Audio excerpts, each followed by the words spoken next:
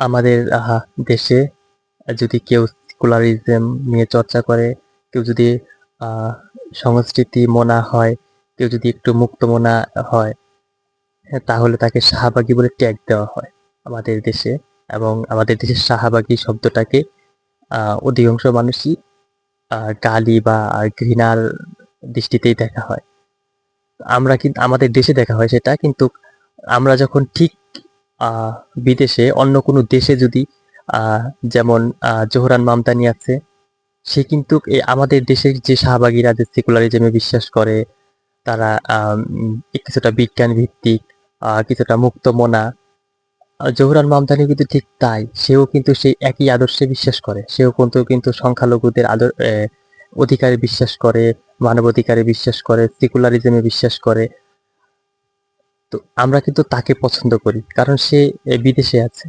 যেমন আহ, ইন্ডিয়াতে, আপনার তামিলনাড়ুতে থালাপতি বিজয়, সেও কিন্তু সেকুলার। শুধু সেকুলার না, সে কিন্তু কট্টর সেকুলার। জোহরান মাহমুদ একজন কট্টর সেকুলার। তো আমরা কিন্তু তাদেরকে পছন্দ করি, কিন্তু ঠিক নিজের দেশে যখন কোনো সেকুলার সরকার থাকে বা কোনো সেকুলার পন্থী সংগঠন বা সেকুলার ইজমের কথা কেউ বলে, তাহলে সে হয়ে যায় শাহবাগী। আহ, যদিও শাহবাগী শব্দটা খুব একটা খারাপ না, খুব ভালো শব্দ, কিন্তু এটাকে আমাদের দেশে খারাপীকরণ করা হয়েছে। এটাকে খারাপভাবেই নেওয়া হয়, গালি হিসেবেই অধিকাংশ জনগণ কিন্তু গালি হিসেবেই দেখে।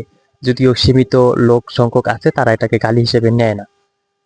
আমরা যদি কেউ যেমন ইন্ডিয়াতে যদি রাহুল গান্ধীর সরকার হয়, যদি রাহুল গান্ধী বা তার দলের কংগ্রেস যদি আহ, ভোটে জিততে পারে, তাহলে আমাদের দেশে লোক অনেক খুশি হয়, অধিকাংশ মানুষই অনেক খুশি হয়।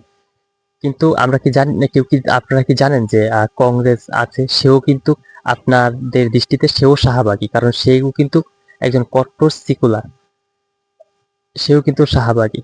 তো আমাদের দেশেই এরকম, যখন অমুসলিম কোনো দেশে সেকুলার সরকার থাকে, আমরা খুব খুশি হই।